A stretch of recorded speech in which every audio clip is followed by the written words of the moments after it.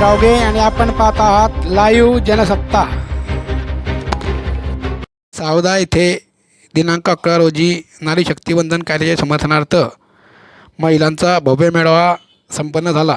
यावेळी प्रमुख पाहुणे म्हणून केंद्रीय क्रीडा राज्यमंत्री रक्षाताई खडसे, डॉक्टर कितकिताई पाटील, रजनीताई सावकारे, ब्रह्मकुमारी वैशाली दीदी, मंगलाताई पाटील, नगराध्यक्षा रावेर, सौ संगीताताई महाजन, नगराध्यक्षा सावदा, रेणुकाताई पाटील, नगराध्यक्षा फैजपूर, दामिनीताई सराफ, तसेच संगीताताई बियाणे, डॉक्टर योगिताताई पाटील अँड विद्याताई सोनार, रजनीताई भारंबे, रंजना काकू पाटील, गोमिताताई बारेला, रेखाताई बोंडे यांच्यासह मान्यवर महिला उपस्थित होत्या।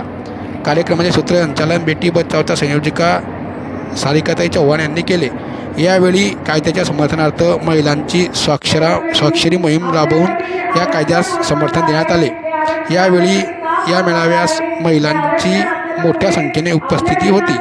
बघा याचा वृत्तांत फक्त लाईव्ह जनसत्तावर।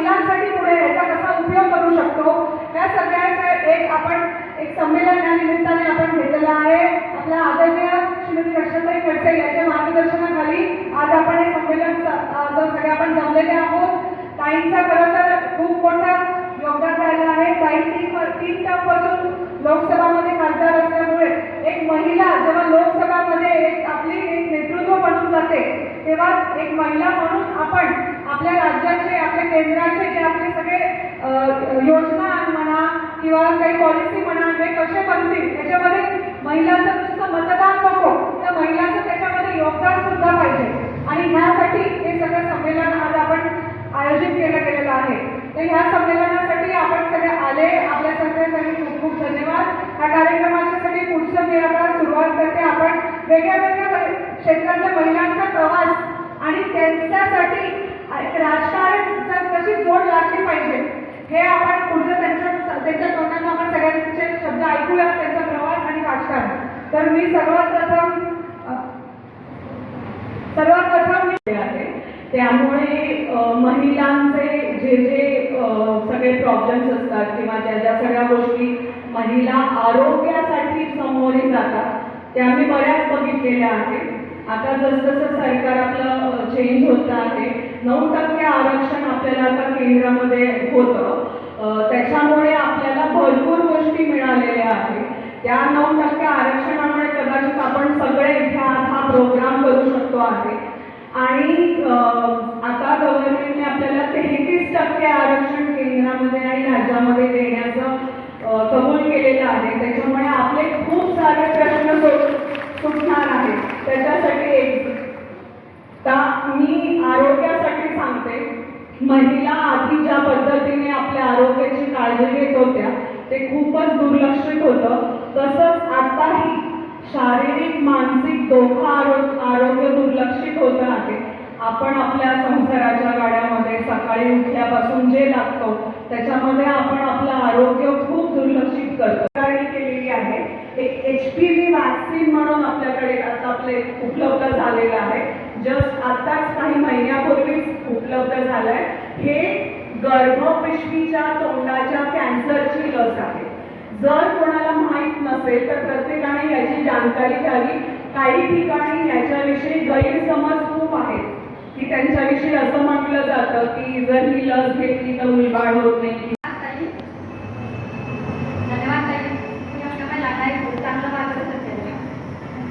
यानंतर आपला मनोगत व्यक्त करण्यासाठी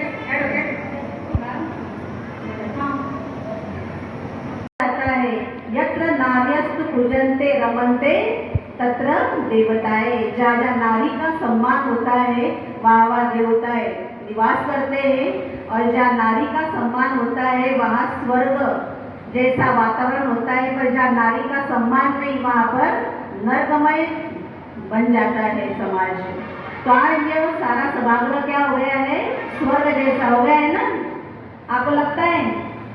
आज सभागृह क्या हो गया है, स्वर्ग जैसा हो गया है, क्योंकि हम सभी यहाँ जो नारियां आई हुई है, एकत्रित हुई है। आज आपका इस सावदा में बहुत बहुत स्वागत है, स्वागत है, स्वागत है।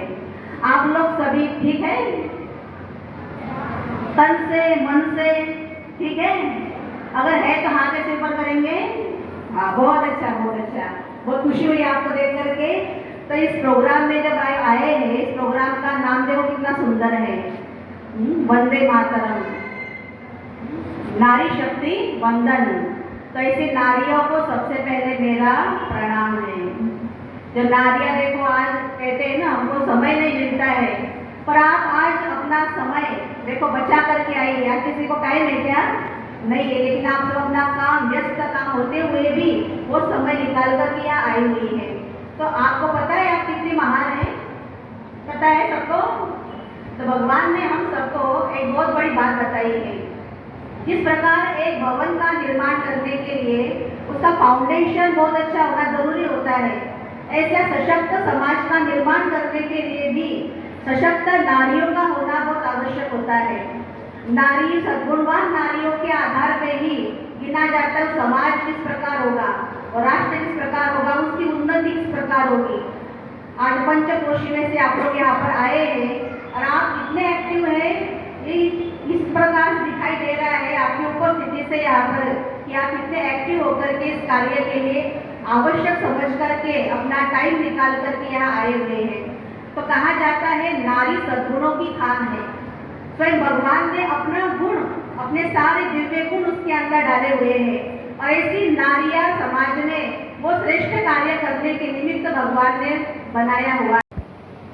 मैं शक्तिशाली नारी, मेरे अंदर बहुत सारी शक्तियां विद्यमान हैं। स्वयं भगवान ने मुझे सर्वश्रेष्ठ बनाया है।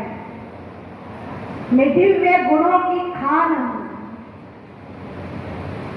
सर्व शक्तियों के स्रोत परमात्मा की मैं संतान हूं। मेरा कर्तव्य है सदा खुश रहना और सर्व को खुशी बांटना। जिस आहे आणि आजचा दिवस आपल्यासाठी आहे आणि हा कार्यक्रम आपल्यासाठी आयोजित करण्यात आलेला आहे, त्यामुळे तुमचा अजून आम्ही फक्त अर्धा तास घेणार, बरोबर नाही? आज आपण काही थोडासाच वेळ घेणार आहे। मी 10 मिनिटं बोलेल, 5-10 मिनिटं, ताई पण 5-10 मिनिटं बोलणार आहे, त्यामुळे तुमचा खूप वेळ घेणार नाही। जी आज सौद्याच्या महिला आहे त्यांना इथे जाऊन स्वयंपाक करायचा आहे, आम्हाला भुसावळात जाऊन स्वयंपाक करायचा आहे, बरोबर? त्यामुळे तुमचा खूप वेळ घेणार नाही आम्ही। तर आदरणीय व्यासपीठावर उपस्थित असलेले आपल्या सगळ्या मान्यवर, खरं तर आज ज्योतिबा फुले यांची 20वी जयंती आहे। ज्योतिबा फुले आणि महात्मा ज्योतिबा फुले आणि आई सावित्रीबाई फुले आज यांच्यामुळे आज आपण इथे उपस्थित आहे।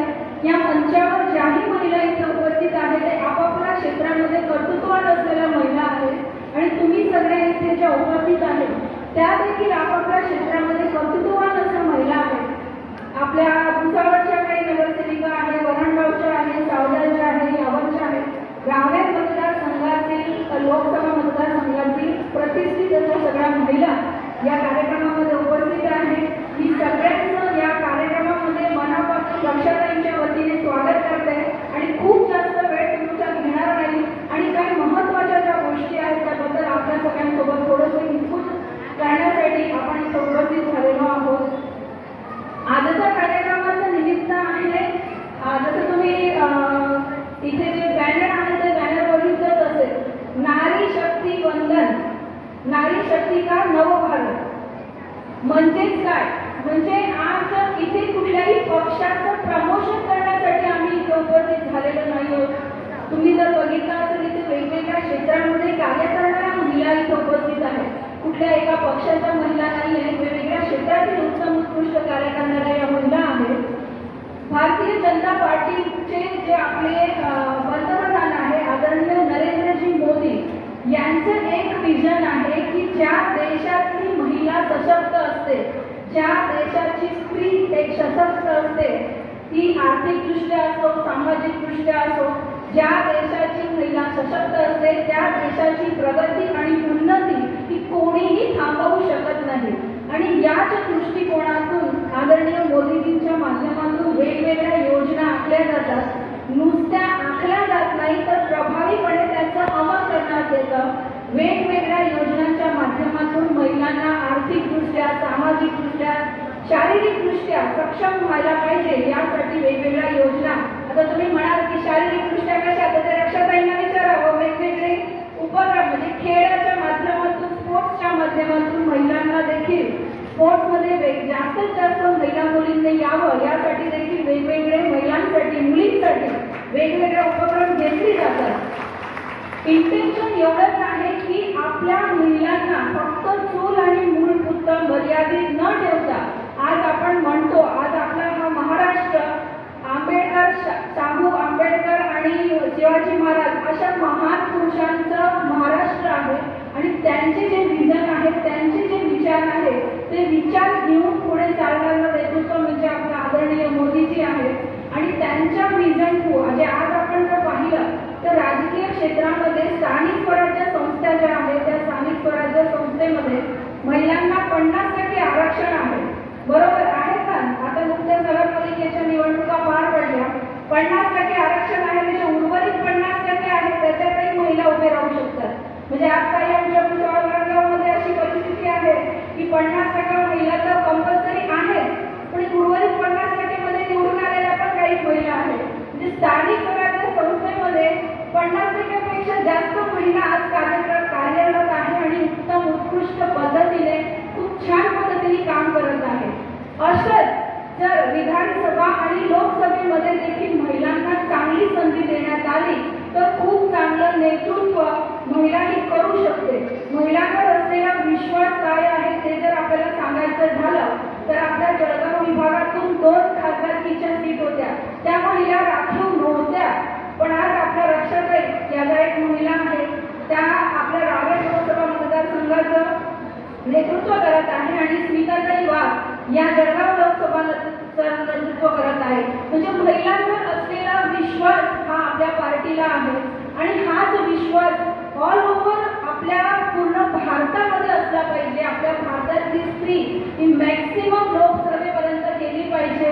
म्हणजे त्याचं इंटेन्शन हेच आहे की एक सर्वसामान्य घरातली स्त्री सुद्धा आमदार होऊ शकते, खासदार होऊ शकते. हा विजन डोळ्यासमोर ठेवून पुढची आखणी करण्यात आलेली आहे. 2023 मध्ये पारित करण्यात आलेला होता की 33% महिलांना आरक्षण मिळालं पाहिजे आणि 2029 मध्ये त्याचं इम्प्लिमेंटेशन झालं प्रभावीपणे. तर आज 2029 मध्ये आज ज्या संख्येने आमदार आहेत ज्या संख्येने खासदार आहेत म्हणजे आपल्या पवारांचं नेतृत्व करणारी महिला ती मुंबईमध्ये नेतृत्व करणार आहे. ती महिला खासदार म्हणून दिल्लीत जास्तीत जास्त महिला जाणार आहे. तर असे आपल्या सर्वसामान्य महिलेमधून एक प्रभावी महिला नेतृत्व विधानसभेत आणि लोकसभेमध्ये जावं यासाठी या सगळ्या कार्यक्रमाचं आयोजन आपल्या रक्षाताईंच्या माध्यमातून या आपल्या सावदा या शहरामध्ये झालेलं आहे.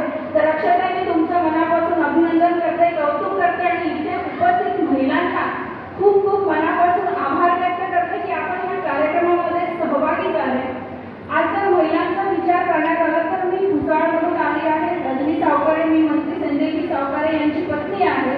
आमच्या भुसावळ शहराच्या मध्ये सावकारे साहेबांच्या माध्यमातून महिला ही आर्थिकदृष्ट्या सक्षम झाली पाहिजे यासाठी मोदीजींच्या ज्या काही योजना आहेत त्या प्रभावीपणे अंमलात आणण्याचा आम्ही आमच्या परीने प्रयत्न करत असतो. मग महिलांची ट्रेनिंग असो किंवा महिलांनी उत्पादित केलेला मध्ये विशेष अधिवेशन आपल्या दिल्लीला बोलवलेलं आहे आणि या अधिवेशनमध्ये 33% आरक्षण हा कायदा इथे लोकसभेमध्ये पास होणार आहे.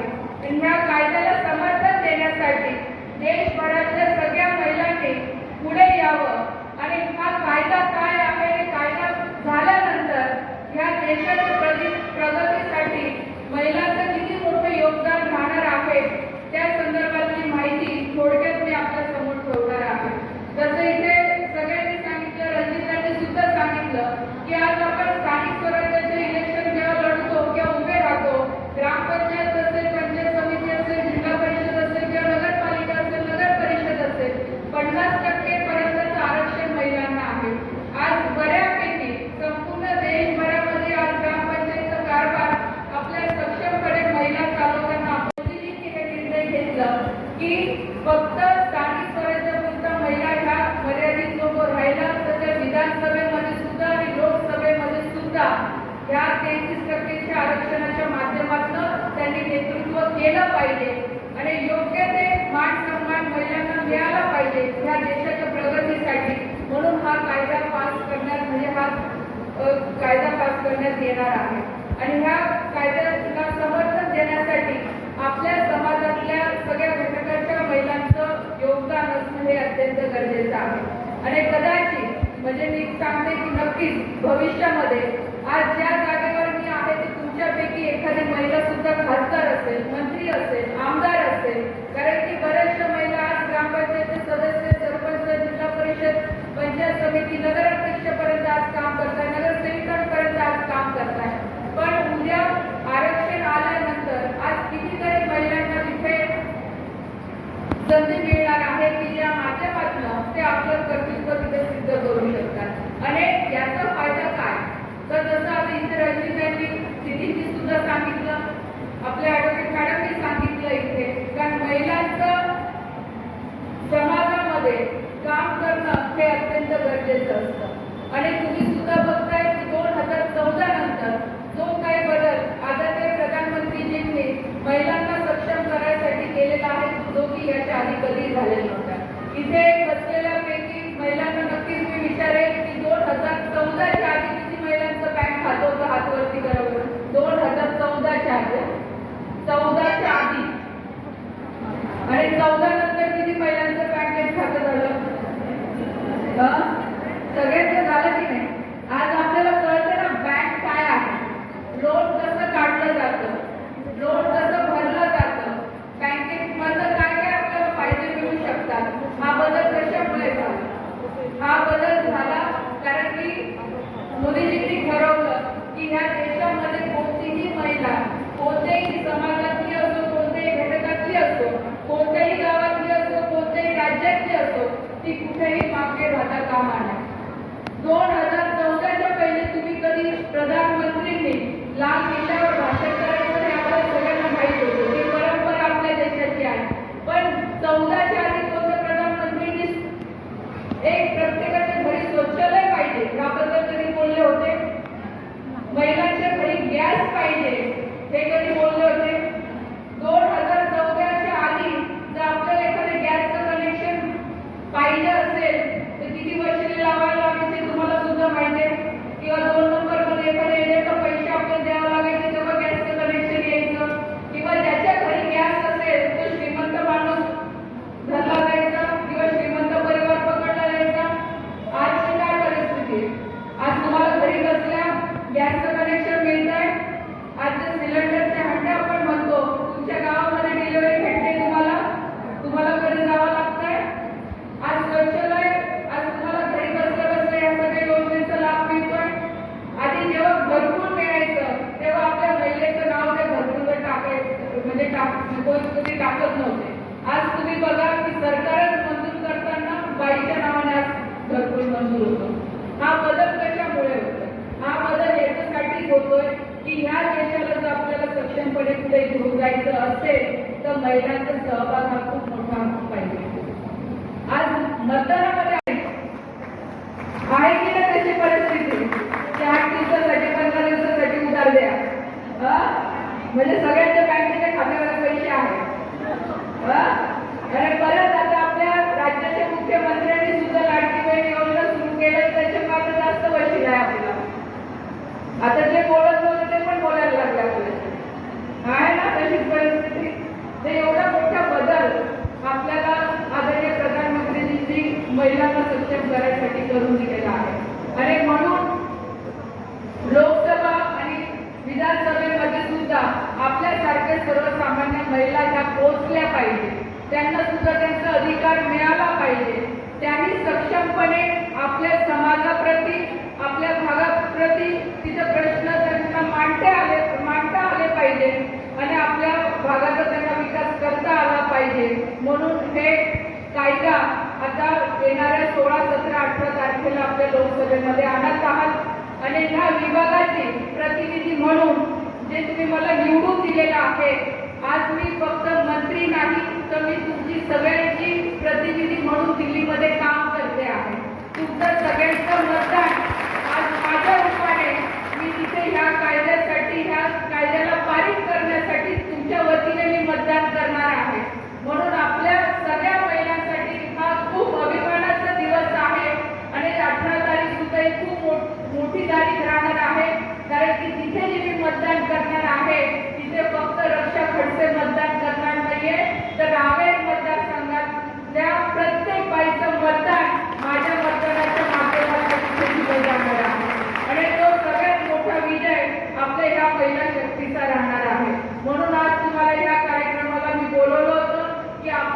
सुद्धा आपल्या गावामध्ये जाऊन आपल्या घरामध्ये गावामध्ये जिथे तुम्हाला वेळ भेटेल ज्या ज्या बाया भेटतील सगळ्यांना सांगायचंय की ह्या बिलाला आपण सगळ्यांनी समर्थन करायचंय. आज सोशल मीडिया सगळ्यांना माहिती आहे, व्हॉट्सअप सगळ्यांना चालवता येतं, इंस्टाग्राम किती महिलांना माहिती आहे, हातवरची करा इंस्टाग्राम वा सगळ्यांनाच माहिती आहे. माझा रील किती जणी बनवतात, छोट्या छोट्या रील, ते हातवरती करा. सांगा मला, तर मला तर माहिती मी सगळ्यांचं बघतोय. छोट्या मोठ्या एकदम घरातल्या घरात लाजू नका सांगा, मी पण बनवतो. सांगा हातवरती करा. किती जणी बनवतात रील, खरं हातवरती करा. आता ज्या ज्या रील बनवतात ना, आता घरी जाऊन सगळ्यांनी रील बनवायची आहे की आता तुम्हाला माहित पडलं की 16, 17, 18 तारखेला दिल्लीच्या लोकसभेमध्ये हा कायदा पास होणार आहे महिलांच्या आरक्षणाचा. आणि नारी शक्ती वंदन अधिनियम ह्या कायद्याचं नाव आहे. तर ह्या कायद्याला तुमचं समर्थन आहे. ह्या कायद्यामुळे महिलांना पुढे जाण्यासाठी खूप मोठी संधी मिळणार आहे. महिलांना सक्षम करण्यासाठी हा खूप मोठा पाऊल मोदीजीकडनं घेतला गेलेला आहे. आणि याला समर्थन देण्यासाठी सगळ्यांनी आपल्या आपल्या भाषेमध्ये ती रील आपल्या आपल्या इंस्टाग्रामवर पोस्ट करायची आहे. आणि जाताना इथे बोर्ड लावलेला आहे, दिसतोय ना पांढरा, तिथं मार्कर ठेवलेले, ते सह्या सुद्धा करून जायचंय तुम्हाला. आणि आता मी सगळ्यांकडे मोबाईल आहे ना, मोबाईल काढा द्यायचा. आता मिस कॉल आपल्याला झाला, मिस कॉल झाला सगळ्यांचा, तुमचा बाकी आहे ना, मी नंबर सांगते. 9 झाला, इकडे पण झालं का, परत सांगते. 966 71 966 71 73 33 आणि परत 3 झाला. आता या नंबरवर सगळ्यांनी मिस कॉल द्यायचा आहे. म्हणजे या नंबरवर पण तुमचं समर्थन केलेलं आहे. पण सगळ्यांनी घरी जाऊन आपल्या आपल्या भाषेमध्ये सगळ्यांनी व्हिडिओ करायचा आहे. आणि प्रत्येकाच्या घरी आपली मुलगी आहे, कारण की हा देश जेव्हा विकसित होणार आहे तर सगळ्यात जास्त फायदा आपल्या येणाऱ्या पुढच्या पिढीला या संदर्भात होणार आहे. म्हणून प्रत्येकीने आपल्या आपल्या मुलीला या कायद्याबद्दल सांगायचं आहे की ह्या कायद्यामुळे तिच्या जीवनामध्ये किती मोठा परिवर्तन होणार आहे.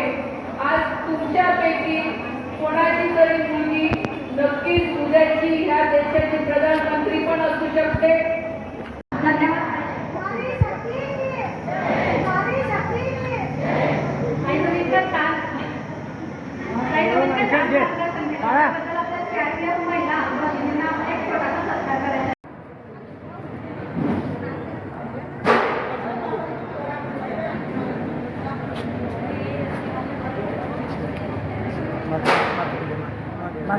हे पाहिलं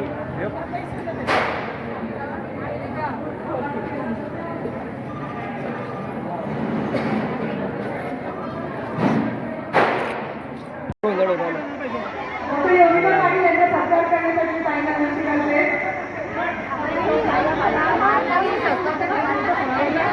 मंगलाताई पाटील यांचा सत्कार करण्यासाठी फायनल विनंती करते.